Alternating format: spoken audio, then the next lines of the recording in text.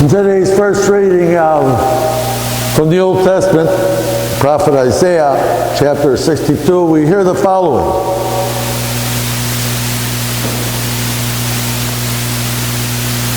For the Lord delights in you and makes your land his spouse. As a young man marries a virgin, your builder shall marry you. As a bridegroom rejoices in his bride, so shall your God rejoice in you.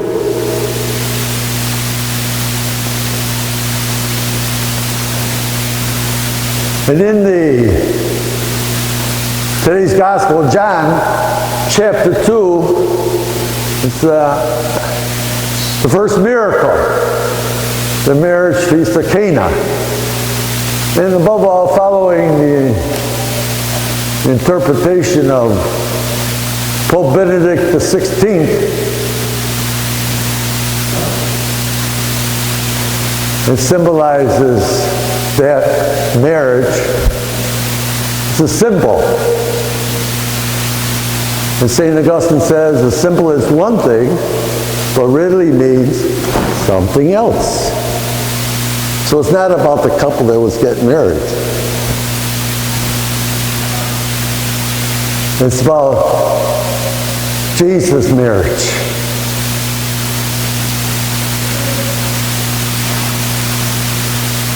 And he briefly mentions about the hour of his marriage. Guess when his hour that he marries his bride? The hour is the hour of his marriage with his bride. Who's his bride?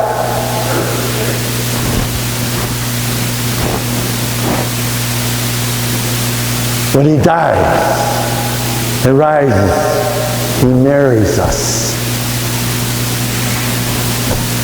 He's the bridegroom. We are the bride. He fulfills the prophecy of Isaiah. Who would dare think? Who would dare believe God would marry us? He would love us so much.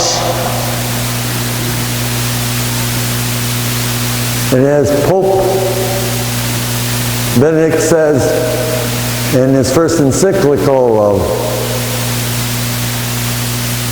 God is love,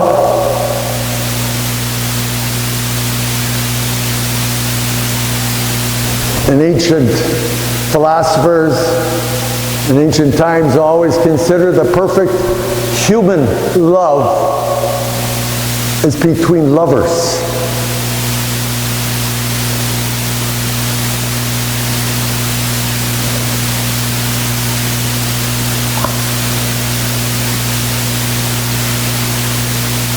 It's interesting that to understand so much within our Catholic faith, it revolves around that. It's not an individualistic thing. As the intimacy between a man and a woman is very intimate. And the most perfect form of human love, God has chosen that as a great symbol, which marriage is, of our unity with Christ. But so often we have made keeping rules, keeping laws as the major thing, a ritual. Forgetting about, it's all about a relationship. Do I give the other person sufficient importance? Do I recognize that person? Or I just fulfill certain regulations?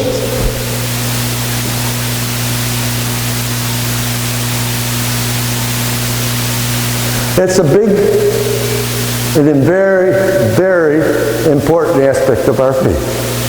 Because the more the church is being put down, and it certainly is in these times, but it's nothing like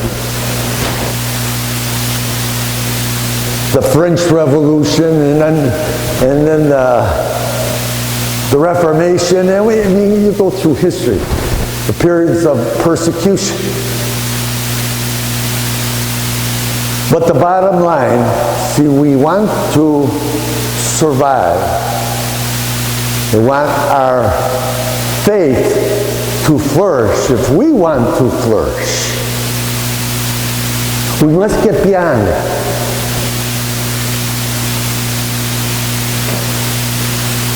And as mentioned many times, one of the best examples for me was Paul, St. Paul, who persecuted the church and then went through his conversion. And as again, Pope Benedict said, to understand Paul's conversion, which was very radical, the most radical in church history, that he experienced Christ's love for him. And drove him crazy. It transformed his life.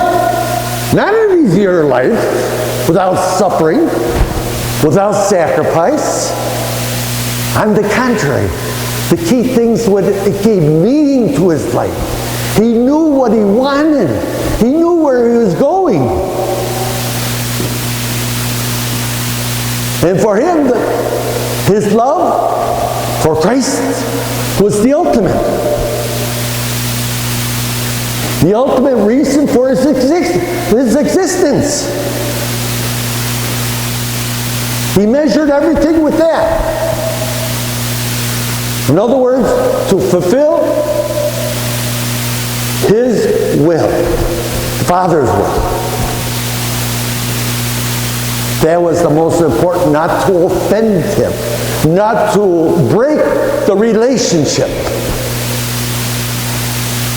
And he was willing to make any sacrifice. He says, neither suffering nor death matters, as long as I'm faithful to that love that was being given me, that has been given to me.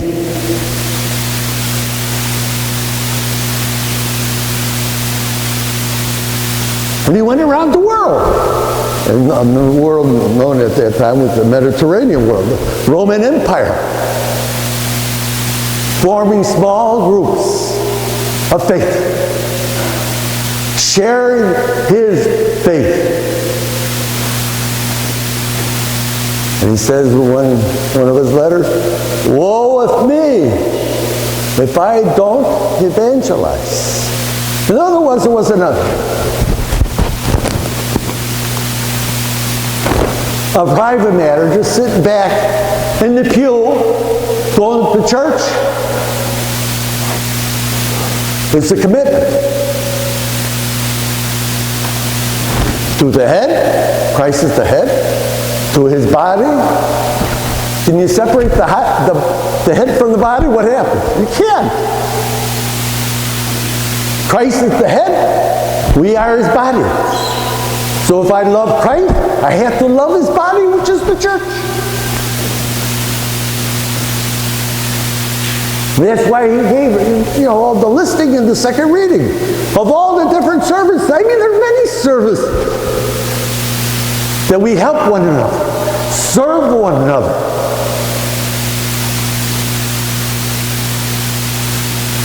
And that's what gave him hope. So many people now, no hope. Do I want to have hope? Do I want to give meaning to my life? With the coronavirus, with the many other, the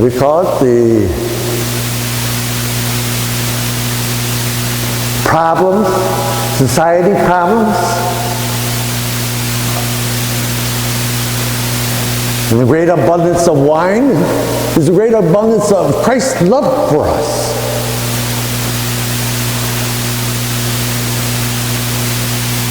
$600 courts of wine. I mean, that's a good party, you know. Symbolizes joy of his great love for us, his overabundant love. But the problem is it true or is it not true?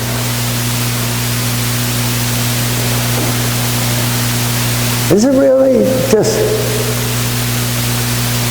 words? I think different people have different experiences. We all have had our experience, most of us.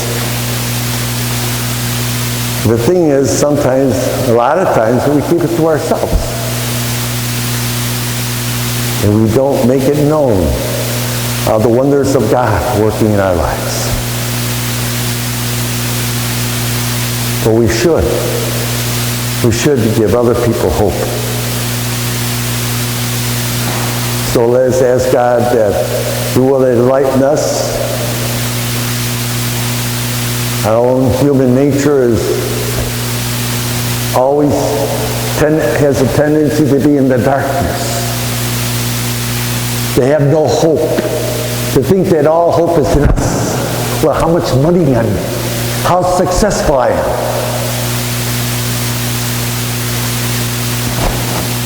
And forget about that, about our relationship with Christ. Let us ask our Lord that we may also be aware of His love, and also to share that love with others.